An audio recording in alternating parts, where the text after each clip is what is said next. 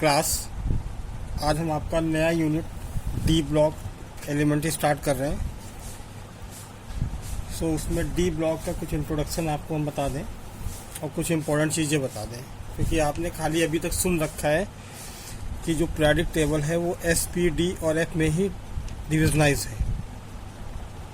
तो अगर हम बात कर लें डी ब्लॉक एलिमेंट, तो डी ब्लॉक एलिमेंट को हम ट्रांजिशन एलिमेंट्स भी बोलते हैं, राइट। क्यों बोलते हैं? क्योंकि जो डी ब्लॉक की पोजीशन है पीरियोडिक टेबल में एस और पी के सेंटर में है।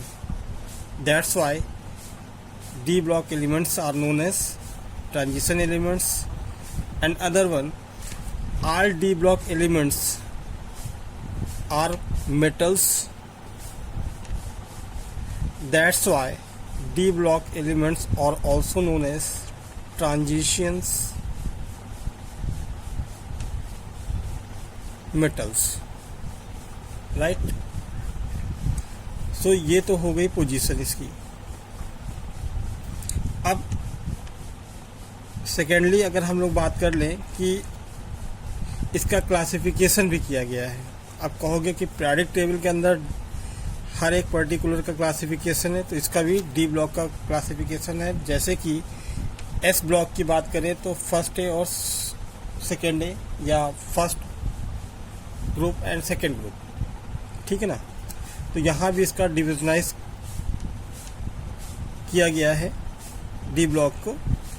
तो अगर पीरियोडिक टेबल में देखें तो 4 पीरियड से, आपके पास बुक होगी बेटा, 4 पीरियड से स्टार्ट हो रहा है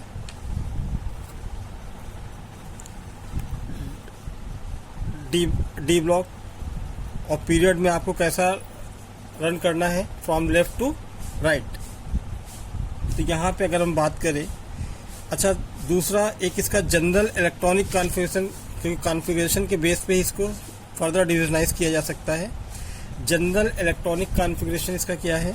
n-1d 1 to 10 and ns 1 और 2। सो n-1 को हम बोल सकते हैं पेनल्टीमेट सेल और सेकेंड आउटर मोस्ट सेल और सेकेंड वैलेंस सेल। जैसे कि मान लीजिए हमने पोटेशियम का लिया, तो पोटेशियम की अगर हम बात करें तो 2881, तो इसका ये वैलेंस सेल हो गया एन। एम जो है वो सेकेंड वैलेंस सेल हो गई, या सेकेंड इसको आउटर मोस्ट सेल बोल सकते हैं। इसी को हम बोलते हैं पेनल्टीमेट सेल, ठीक है। और ये वाली सेल जो है वो क्या कहलाएगी? अल्टीमेट सेल, या third last shell, outermost या थर्ड वैलेंस सेल, और इसको इनर सेल बोल सकते हैं, ठीक है। तो यह एन जो है नंबर ऑफ पीरियड्स को डिनोट करता है। एन क्या डिनोट करेगा? नंबर ऑफ पीरियड्स को। तो इसको डिविजनाइज किया जाएगा कैसे? जैसे 4 लेकर 7 पीरियड तक। इसमें क्या है? ट्रांजिशन एलिमेंट्स हैं, इनको डिविजनाइज किया गया है।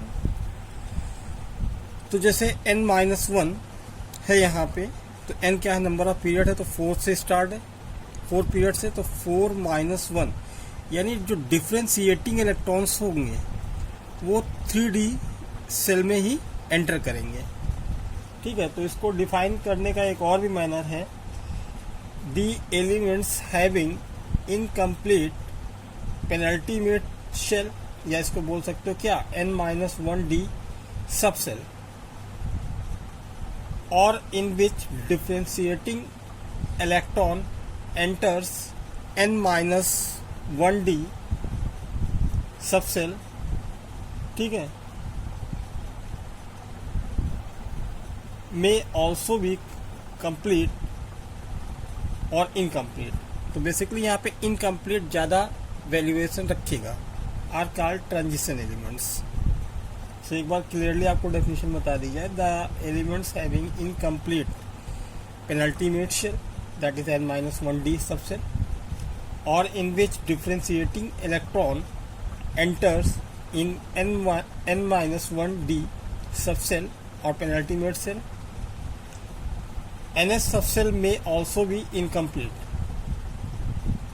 in these elements are called d block elements, right? Transition elements इसको इसलिए बोला गया क्योंकि ये क्या है, इन दोनों एस और पी ब्लॉक के मिड में है, that's why these are known as transition elements. और whole D block elements contains metal, that's why these are also known as transition metals. So हम लोग मैं बात कर रहा था कि n-1d, तो n-1 अगर 4 रखे तो 3d, यानी लास्ट डिफ्रेंशिएटिंग इलेक्ट्रॉन जो कि इनकम्प्लीट होगा वो किस में होगा, 3d में। तो बेटा यहाँ पे अगर हम देखें तो ये जो 3d सीरीज स्टार्ट हो रही है वो किससे हो रही है, स्कैंडियम से, और एंड किस पे हो रही है, जिंक पर, ठीक है, क्योंकि n की जगह 4 रखा, 4-1 यानी 3d आ गया, यानी लास्ट इलेक्ट्रॉन किस में एंटर करेगा, 3d में।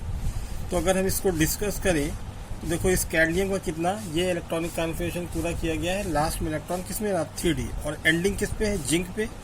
क्योंकि ये पूरा इलेक्ट्रॉनिक कॉन्फ़िगरेशन देखें तो ये 18 इलेक्ट्रॉन्स हैं जो कि आर्गन के इक्वल होगा, argon 4s2 3d 10, clear.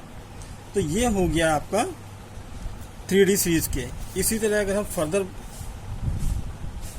Move करें तो 5th पीरियड, यानी अगर हम यहाँ पे क्या रख दें, 5 रख दें, 5-1 यानी 4d सीरीज, तो वो सीरीज कैसी हो जाएगी, 4d सीरीज एलिमेंट्स। इसके अंदर क्या क्या आ जाएंगे, इसके अंदर आपका आ जाएगा एट्रियम टू कैडमियम।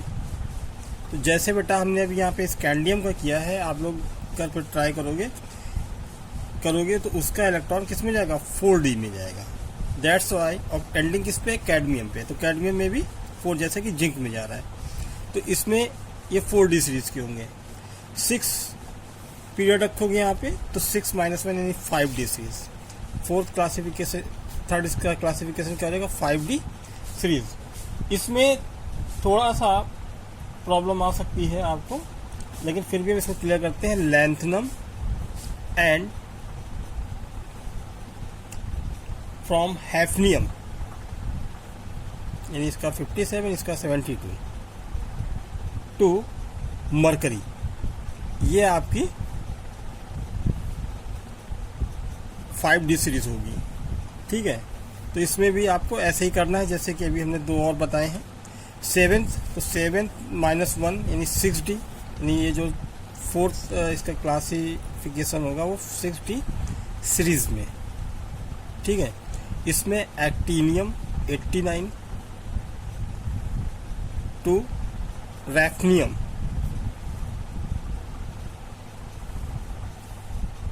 टू अनवोलियम, ठीक है, यहां तक जाएगा आपका 112 तक। तो ये 6d सीरीज हो जाएंगे। तो ओवरऑल अगर देखा जाए तो क्लासिफिकेशन में जो डी ब्लॉक है वो 6 सीरीज में डिविजनाइज किया गया है, 3d 4d 5d and 6d, जो आपको हमने यहाँ पे बता रखा है, ठीक है क्लास। तो इसका एक जनरल इलेक्ट्रॉनिक कॉन्फ़िगरेशन था, ठीक। और इसकी कुछ प्रॉपर्टीज़ हैं, उनको आप लोग जो है, जैसे कि एटॉमिक रेडियाई है, मेटालिक कैरेक्टर है, ठीक है। तो ये जैसे हमने अभी एस ब्लॉक भी पढ़ाया, पी ब्लॉक भी पढ़ाया, जनरल प्रॉपर्टीज़ हैं, कुछ उसी से मिलती जुलती होंगी, बट उनके कैरेक्टर जो होंगे वो एस और पी के बीच में लाई करेंगे, ठीक है। तो आप इसको मेल्टिंग पॉइंट हुआ, बॉइलिंग पॉइंट हुआ, आयोनाइजेशन एनर्जी, ठीक है, ये सभी कुछ आपको रीड करना है घर से एज अ होमवर्क।